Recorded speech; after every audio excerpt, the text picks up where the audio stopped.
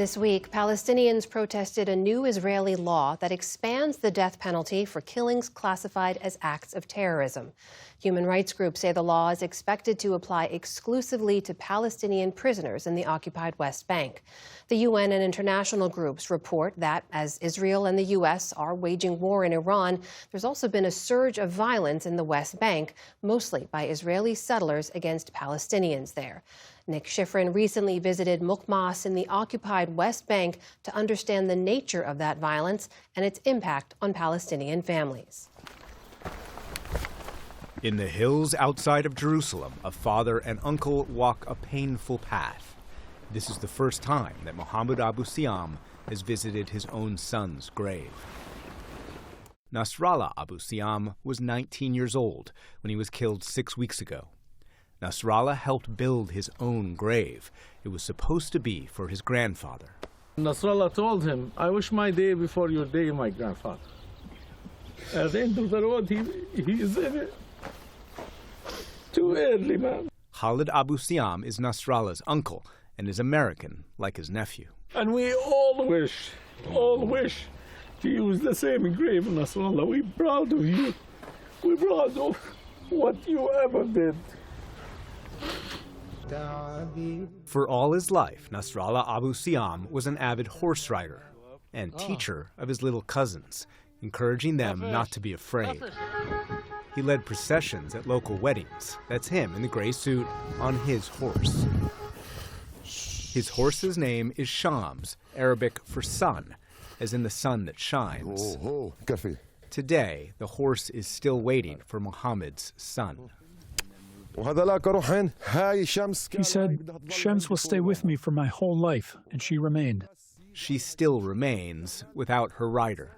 This small town is more than 80% American, but they say Israel's wars in Iran, Gaza, and Lebanon have made them as vulnerable as any Palestinians. Our people's story. You know, every day in a different town. They just don't care. Anwar Mustafa is 57 and also American. He and Nasrallah's other friends visit his grave to support a Palestinian community and family that feels under siege. Every town, they're trying to kick us out of our towns. They came to kill that day. They came to kill. On February 18th, residents say these Jewish settlers arrived on the high ground, some of them armed. They stole the Palestinians' livestock, which provides their livelihoods. And down the hill, Palestinians tried to hold their ground, some throwing stones. And suddenly, one of the Palestinians was shot. Nasrallah tried to help. That's in his blood, to help people. So he couldn't not to get involved. And him and a couple of guys trying to help this guy on the floor. They trying just to take him away, just to save him. And all of them get shot. In the Abu Siam family home, there is great grief. They believe Nasrallah could have been saved if not for Israeli military checkpoints in the occupied West Bank. He lost too much blood in the way. He was helpful until the last minute in his life.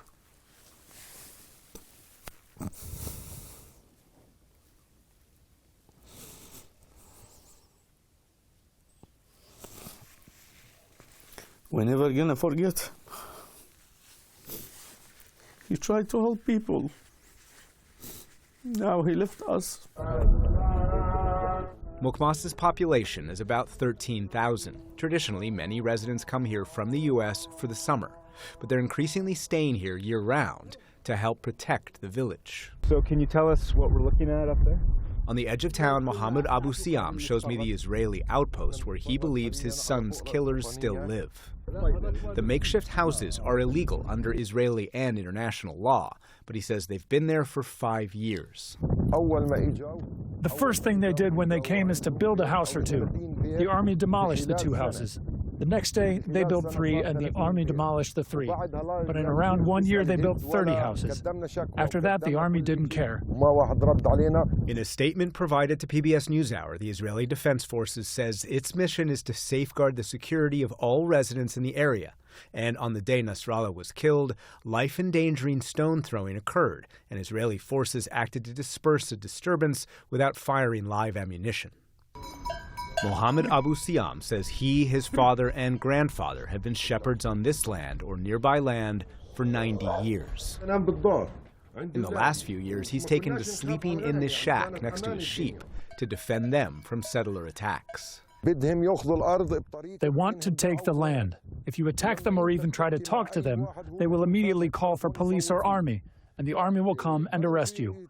So they started to expand towards the town until they became very close to the houses. And by the end, they have reached the boundaries of our houses, and you just can't do anything. The UN and international human rights organizations say settler violence against Palestinians in the occupied West Bank has been rising. The UN says already this year, settlers have displaced more Palestinians than in all of last year. And since the war with Iran began, settlers have averaged 6 attacks on Palestinians every day. The violence has spiked, especially since Hamas's terrorist attacks in Israel on October the 7th, 2023. Since then, the UN says settlers and soldiers have killed more than 1,000 Palestinians in the occupied West Bank, nearly 1/4 of them children under 18. The violence drew a rare rebuke from Israeli President Isaac Herzog, who called the attacks, quote, a shameful crime against innocence. They're talking about a handful of kids.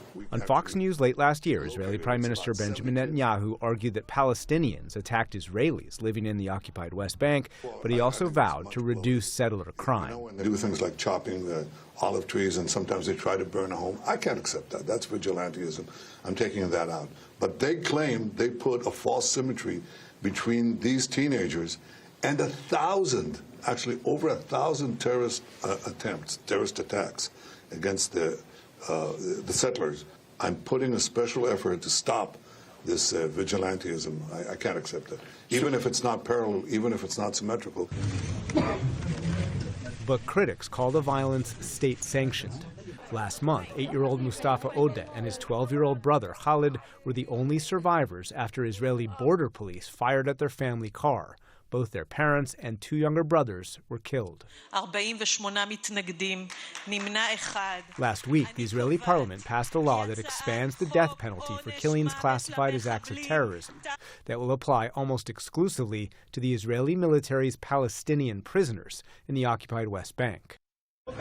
Far-right National Security Minister Itamar Ben-Gvir celebrated with champagne.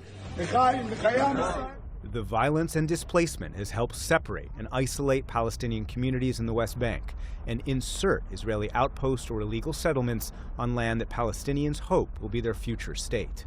And it's affected Palestinian communities across the West Bank, including its most rural areas. While Palestinians describe increased violence as Israel wages war elsewhere, in villages across the West Bank, including those as small as this one, Palestinians describe decades of targeting and persecution, and now violence that is unspeakable. I was 100% terrified. I thought, that's it, they will kill me. Suhaib Abu al-Kabash is still suffering from that terror. He says last month, 20 settlers attacked his village, his family, and himself. I was outside. They grabbed me inside the tent and started hitting me. They tied my legs and my hands with zip ties. They took my pants off and zip-tied my penis and started hitting me. His family, his wife and children, tied together and made to watch. And he says the settlers showed them no mercy. Everyone was beaten, except a 4-month baby girl. She was asleep, but everybody was beaten, all the children. What will they understand? What will they know about these robbers or settlers? They were scared. They're still children, just children. This kind of violence is obviously very personal. Why are you willing to talk about it to a reporter like me? To convey my voice to the world, to tell what's happening, what they are doing to people. And what they are doing isn't only about violence, it's about land. This family has lived in this area for 70 years, 3 generations of shepherding. The family had 400 sheep, and Abu al-Kabash says settlers stole all of them and vowed to maintain their pressure. They said to us, if you will not leave from here, the next day we will come and burn you, rape your women, and we will take your children and make them live with us. But some parents' children have already been taken, and their land encroached by the very people he says killed his son. In what world does this happen? Someone kills your son and they say, hey, look at me. And he's not far from you. You see him every day. It's not leaving him alone, even too. He's coming back and forth, the same guy, same people. And that make him more sad, more angry. That's killing him more. And so instead of justice, there is a hollowness that can never be filled. For the PBS News Hour, I'm Nick Schifrin in Mukmas in the occupied West Bank.